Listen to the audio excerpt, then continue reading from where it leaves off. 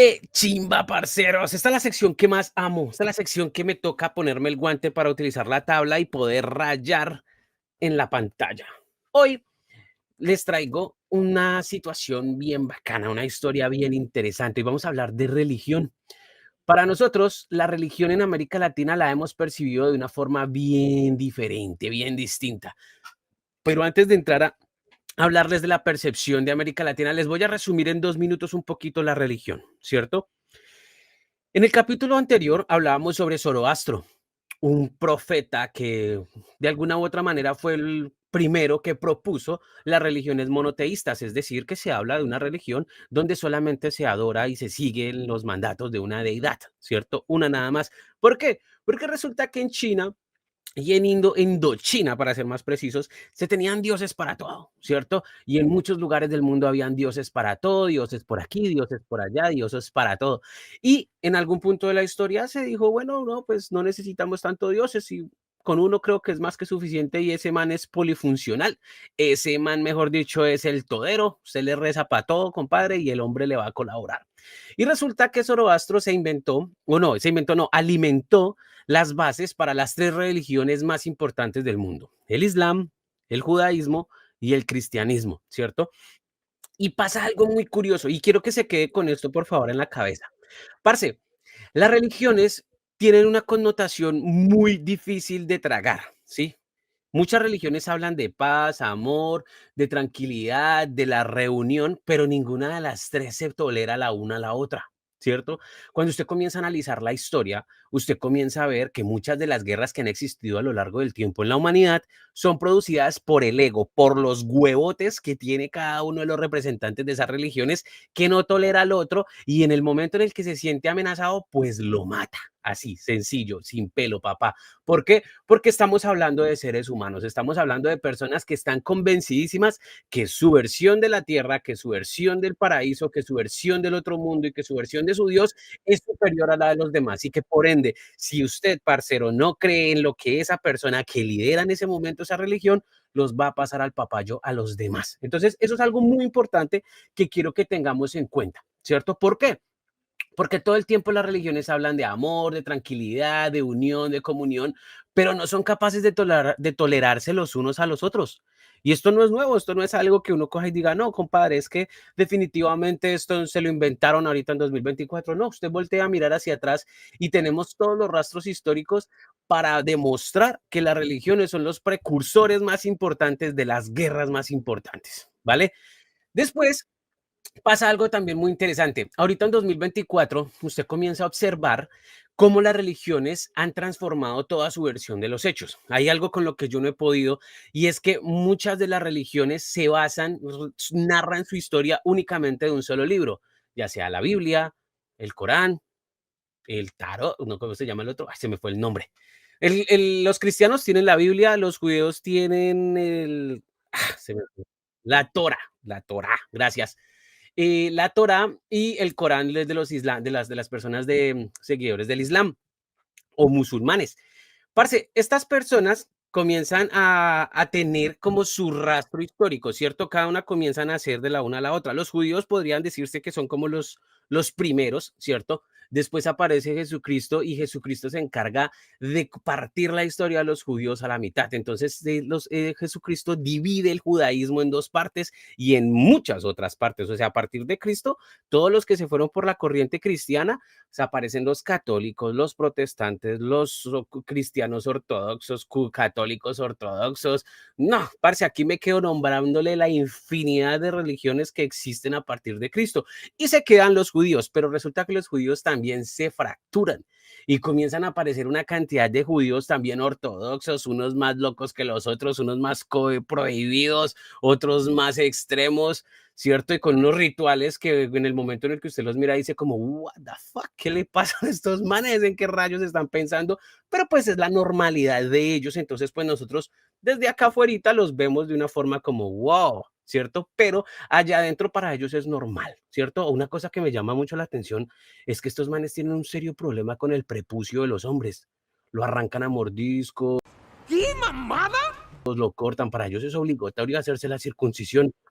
Menos mal, Latinoamérica no está como tan fuerte este tema, pero pasa. Entonces, a medida que va pasando todo esto, las religiones se dividen, se fracturan y muchas personas comienzan a de alguna u otra manera a luchar entre ellos. Bueno, yo soy más importante, yo soy más tales, pero sucede algo que creo yo que es la cosa más importante. En algún punto de la historia, la gente que gobierna, emperadores, reyes, toda esta gente, se da cuenta que la religión cumple un factor muy importante para mantener a la gente en el poder y se vuelven parte, se vuelven el aliado, el pana, el parcero, ¿cierto? Entonces como que los dos dicen, papi, yo le estoy ofreciendo a la población una cantidad de cosas que usted desde su gobierno no le suple. ¿Cierto? Como es de pronto la posibilidad de que usted pueda morir y ir a otro lugar donde haya un paraíso o donde usted se gane algo mejor de lo que está viviendo, porque seamos realistas, señor rey, señor presidente, señor gobernador, señor emperador, usted los está haciendo comer mucha de la que sabemos y ellos no están muy contentos. Entonces, en algún punto de la historia, parce, y digo en algún punto de la historia porque es que esto tiene que ver, antes de que mataran a Jesucristo, los judíos eran repanas del emperador que creo que era Julio César. Ahorita, ustedes saben que yo no me acuerdo bien los años y las cifras y los nombres de los manes, pero les contextualizo lo que es el grueso de la historia. Y como tengo 15 minutos para esto, pues son 15 minutos en esta sección. Los judíos ya eran parceros del emperador de ese momento y por eso hablaron allá, venga papi, todo bien, máteme este man que está muy bulloso, tin, ¿cierto? Después todas las religiones comienzan a unirse con los gobiernos porque comienzan a ver que la religión se vuelve un factor muy importante, no solamente porque se preocupan por la humanidad y dicen, no papi, es que necesitamos que la gente sienta la salvación o sienta algo, sino porque se dan cuenta que la religión se vuelve un punto de control. Y aquí ya entramos al primer factor, control, que es lo primero que está aquí en mi lista. Todo el control. Comienzan las personas a temer, ¿cierto? Comienzan las personas a no analizar mucho, a no pensar en tantas cosas, porque se les da un manual, se les da un libro y se les dice, vea, compadre, este es el manual de cómo usted debe comportarse, de a quién debe usted obedecer y de qué debe hacer usted para agradar a esa deidad, a esa única deidad. Y todas las religiones tienen la misma versión, una única deidad, un manual de comportamiento y no pregunte muchas cosas porque la respuesta es la Biblia. Y si no está en la Biblia, eres un hereje y te voy a matar. Así de sencillo te lo ponen las religiones. Es hermoso, parceros, es hermoso, lo sabemos. En pleno 2024 eso funciona con unas palabras diferentes, pero el punto es el mismo. Cuando entro aquí al tema de control, aparece, como les estaba comentando en el primer capítulo donde hablo sobre el origen del racismo, resulta que las religiones son voy a repetir un poquito lo que dije en el capítulo anterior. Si no lo ha visto, parce, váyalo, mira. De verdad, vale la pena. Capítulo uno, Destino Manifiesto. Capítulo 2, el racismo y sus orígenes. Capítulo 3, la religión y los credos. Parce, estos manes se vuelven los educadores de las comunidades, ¿cierto? Porque comienza a aparecer un cura por aquí que tiene una cantidad de personas y a esas personas les dice cómo comportarse. Y los curas se vuelven los divulgadores de la idea general, ¿cierto? Entonces se vuelve esa vaina jerárquica. Entonces está el imán en el caso de los islamitas, el rabino en el caso de los judíos y el cura pa pastor, obispo, papa, en el caso de los cristianos. Es que esta vuelta tiene una vaina jerárquica bien interesante. Y entonces estos manes son los que primero escogen y dividen a la población en 2. Los blanquitos, que son de este lado, y los esclavitos que vienen de otros lados. ¿Sí o qué? Entonces ellos cogen y dividen a la sociedad en 2 partes y entonces los que son muy oscuros no tienen alma, son cosas, son animales, son salvajes, no son personas, ¿listo? Y los blanquitos son los que van a donar, los que van a mantener la iglesia y los que van a tener las cosas funcionando, los que van a mandar, los que están destinados por esa deidad monoteísta a que a gobernar y a civilizar el mundo. Ahí pasa este tema, ya lo hablamos en el capítulo 2, váyalo, mira, parcero, de cómo la religión y los curas y toda esta gente son los precursores del racismo. Después aparece el tema de los impuestos. Resulta que la iglesia a lo largo de la historia comienza como un parche de parceros, hablando, parce, a mí me parece que nosotros no deberíamos hacer tal cosa y el otro, no, como que sí, huevón, ¿sabes qué, huevón? A mí me parece que no, huevón. Y entonces comienzan como a dialogar y a organizarse y después dicen como que la gente está ávida de escuchar palabras de esperanza, parce. Así como pasa hoy en día, que todo el mundo está buscando un coach, ¿cierto? Pasa exactamente lo mismo Y muchas personas están buscando algo que los haga sentir que vale la pena estar vivos. Y entonces los manes dicen: "Ah, carajo". Entonces la gente toda agradecida le dice: "Sus palabras me han hecho sentir chimba, weón. Esta noche voy a dormir tranquilo. Comas este pedacito de pan que preparé, comas este pedazo de tal cosa, este pedazo de carne, esta leche y tal". Entonces los manes cogen y: "Oh, melo, melo". Con el paso del tiempo, esta gente comienza a adquirir mucho poder, comienza a adquirir territorios, oro, comienza a adquirir una cantidad de personas que trabajan para ellos, comienzan a volverse más grandes que los mismos reyes. Y entonces ahí es donde comienzan a ocurrir también muchas traiciones, muchos problemas, muchas cosas que comienzan a chocar los unos con los otros, compadre. Ya son los reyes contra los papas o contra las cabezas de las religiones, ¿sí o qué? Cada religión tiene una historia diferente. Una historia diferente es para los católicos y cristianos, una historia bien diferente es para los judíos y una historia bien diferente es para los islamitas. ¿Sí o qué? Esta gente, cada uno, si usted mira las tres historias, son similares. Problemas con los reyes, problemas por el control, unos fueron perseguidos, otros fueron matados, otros fueron así como cosas por ese estilo, ¿cierto? Entonces es más o menos lo mismo, más o menos la misma historia triste y de, "Ay, no, somos unos mártires y todo el rollo, pero pues dame dinero". Entonces, sigue pasando exactamente lo mismo, se vuelven los cobradores de impuestos de muchos reyes, de mucha gente, y comienzan a pilotearle la cabeza a todo el mundo de que Dios necesita dinero y la iglesia es el peaje. Entonces, paga porque si quieres ver, conseguirte un lotecito de 6 por 12 en el cielo, debes pagar el 10% de tu salario mensual. ¿Listo? Entonces, vas negociando tú ahí. El caso es que muchos pastores y muchos curas se van quedando con esa plática aquí y a ellos sí se les ve el paraíso reflejado en la tierra.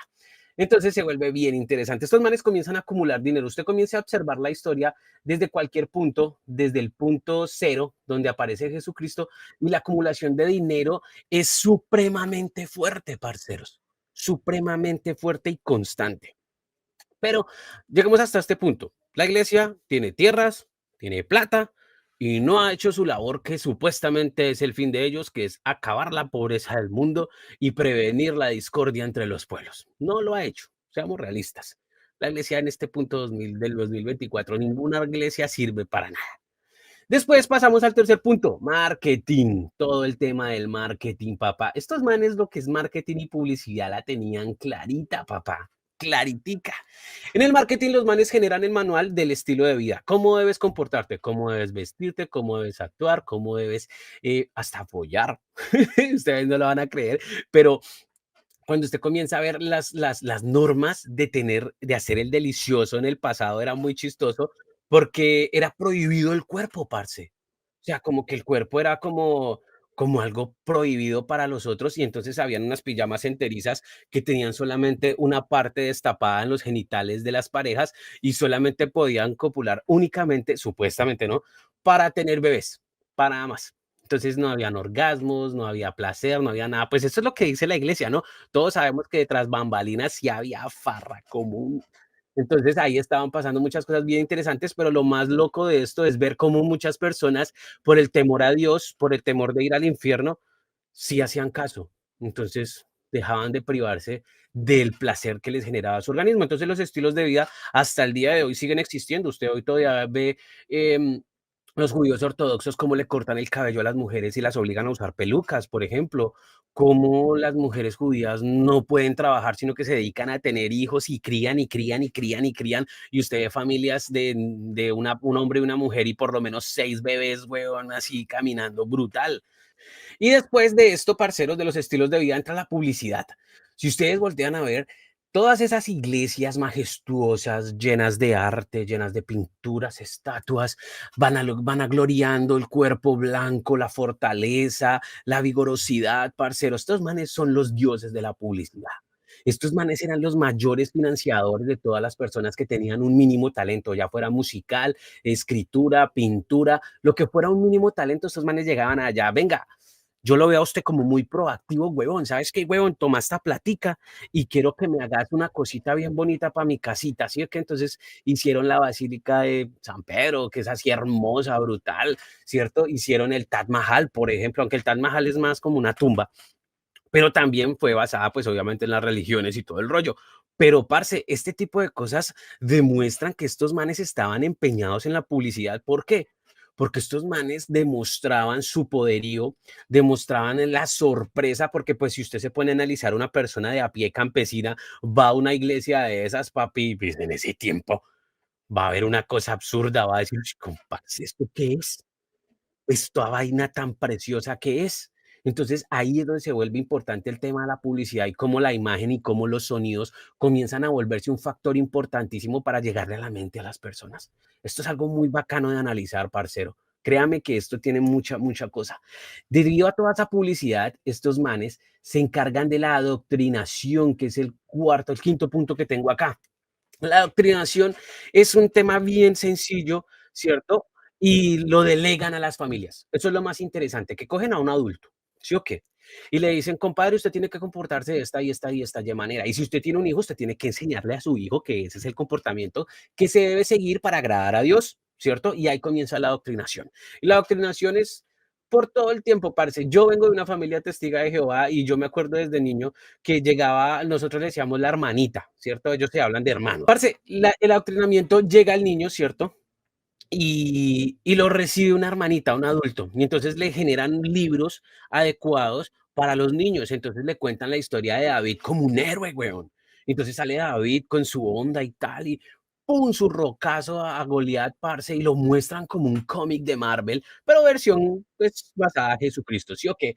Entonces, parce, esto se vuelve muy interesante porque el adoctrinamiento comienza a presentarse desde niños, y es en todas las religiones, judíos, islam y cristianos. Estos manes no perdonan, esos manes, mejor dicho, usted va teniendo bebé, tráigamelo, yo lo bautizo, tráigamelo, yo lo pongo acá, tráigamelo a catequesis, tráigamelo el que hacen bueno, los judíos también tienen un ritual de Bar Mitzvah, si no me falla la memoria.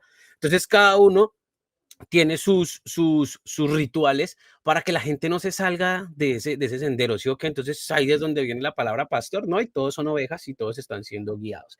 Entonces, no se quedan solamente con el adoctrinamiento desde la familia, sino que como estos manes todos tienen conexiones con los gobiernos, ¿cierto? Meten la religión en la educación. Por eso usted y yo estamos seguros que vimos una materia en la escuela que se llamaba ética y religión, ¿cierto? Y ética y religión era una señora diciéndole a todo el mundo: bien, niños, necesito que ustedes conozcan la palabra de Jebús, y Jebús es el que manda, y al que no le guste, pues plomo es. Entonces se vuelve algo bien interesante, parceros, y algo que ahorita de adultos deberíamos analizar muy consecuentemente y decidir si de verdad queremos implantarle esas ideas a los niños. ¿Sí o qué? ¿Usted de verdad quiere que su niño crezca teniendo miedo de que haya un infierno? ¿Usted de verdad quiere que su niño crezca sabiendo que hay alguien que lo ve en todo momento? No lo sé, ahí les dejo ese planteamiento, parce. Después llega el tema de la cultura y los ritos, que ya lo estaba hablando ahorita, y del merchandising, parce. ¿Por qué digo merchandising? ¿Ustedes han visto la vestimenta del Papa? ¿Ustedes han visto el performance del Papa? ¿Ustedes han visto ese man cómo va en ese mapa móvil así? Tú le faltas poner rap y hip hop cristiano de fondo y estar allá hablando, Jesús es mi pastor. No sé, güey. O sea, analicen todo este tema del performance y cómo esta gente se ha encargado de hacer un negocio, pero perfecto. Vea que qué día estaba mirando en Amazon, me dio por chismosear Cristos, ¿cierto?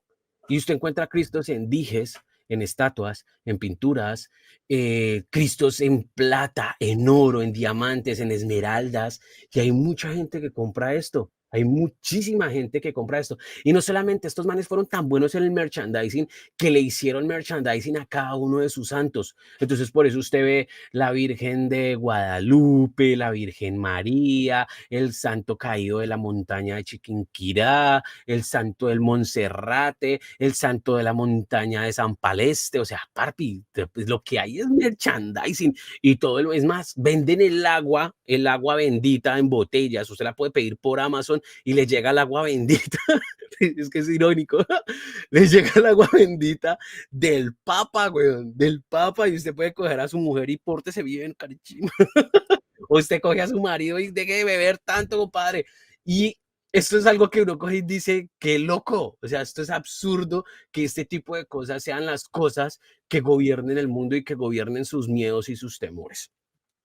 Aquí en el tema del gobierno, pues resulta y pasa que hay una cosa que no quería dejar por fuera porque realmente me parece muy interesante. El gobierno y la religión tienen un acuerdo y un acuerdo económico muy fuerte. ¿cierto? El gobierno no es tonto y sabe perfectamente que la religión tiene mucho poder sobre la sociedad, pero la religión tampoco es tonta y sabe que el gobierno puede hacérselas de cuadritos si no cumple ciertos requisitos. Entonces pasa algo que es muy brutal. Todas las religiones gozan de excepciones de impuestos. ¿Sí? Y esto es algo que usted va a decir como, ¿cómo así? Resulta y pasa que toda la plata que entra a una iglesia no le paga aranceles a ningún gobierno. Hasta el momento no conozco un solo país.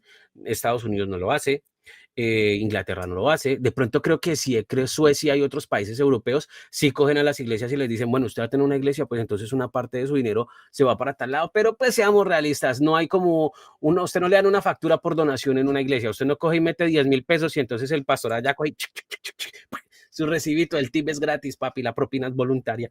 Entonces, ese tipo de cosas son cosas que uno coge y dice, oiga, ¿y si me invento una religión?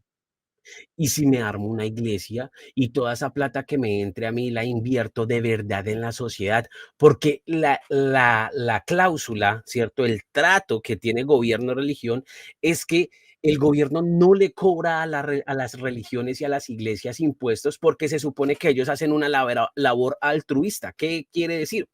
Que estos manes, cada que reciban donaciones y plata, ¿cierto? Tienen que llevarle mercados a los pobres, tienen que ayudar a solucionar temas de vivienda, educación, a la sociedad. Pero pues seamos realistas, esto es un negocio redondísimo.